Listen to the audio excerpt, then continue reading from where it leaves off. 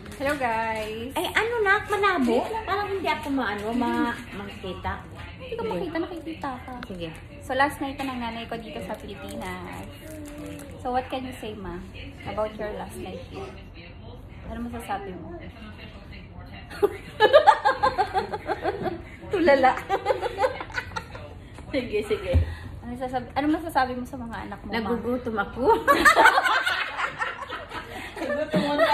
Wala ka bang pagdadrama na message?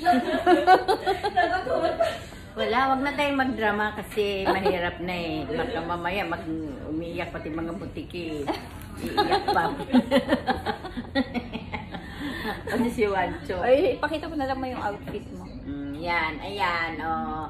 Naman si Wancho. Yung nanay kong feeling bagets. Nako, oo nga eh. Matanda na. Hindi na maitago. Pero nagutom ako. Ano masasabi ko daw? Eh, masasabi ko lang. Gusto ko nang kumain. Kasi gutom na eh. Paano pa? So, Tsaka nasa seaside kami. At saka, oo, nandito kami sa hotel ngayon. Nag-check-in kami. Kasi bukas, papunta na ano bang oras yung namin? 10. 10 ng gabi. Papunta kaming Guam. Guam.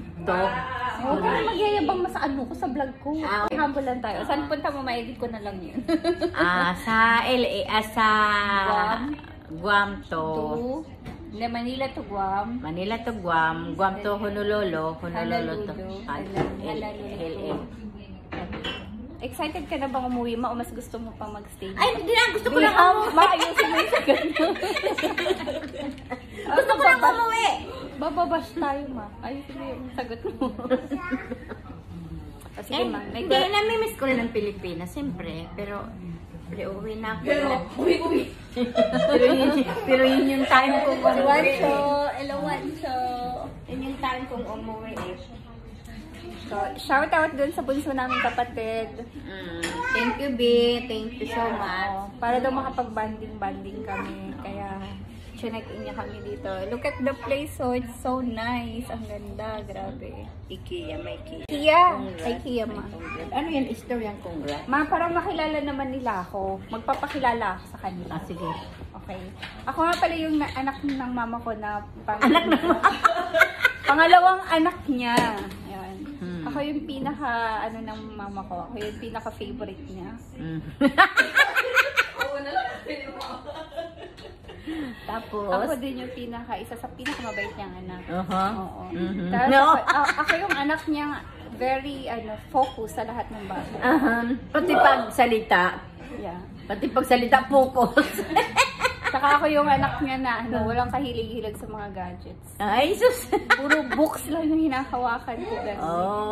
Talaga na. Kumaingay mo. Tsaka yung I walk up like this lagi. Yung laging mukha ko, laging naka-makeup pag-isip. Objection, Your Honor.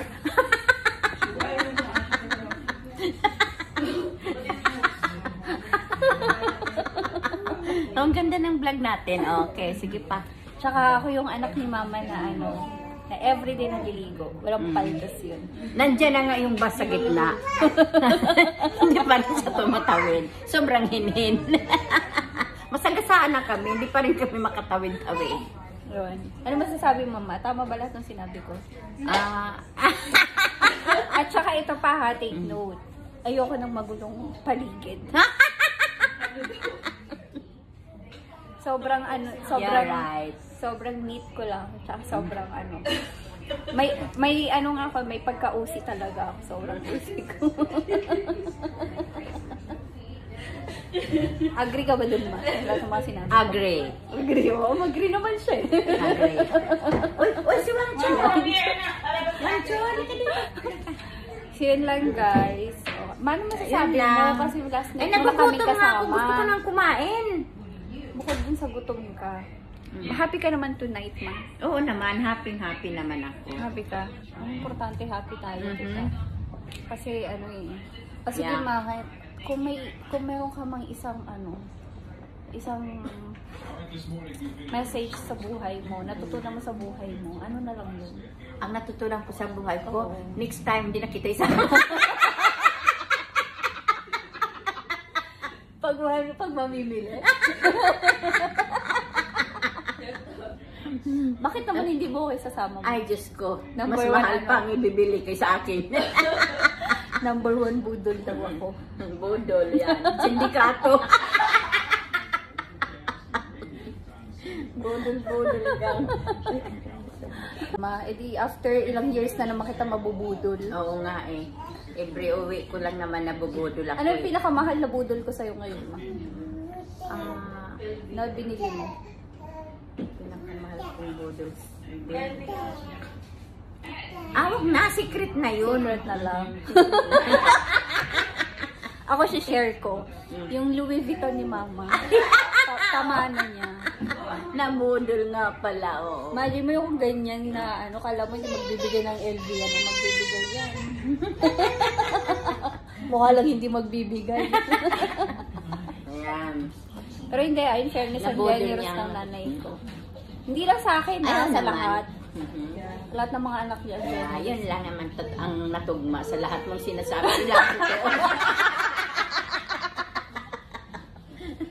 Tigil lang nga natin to.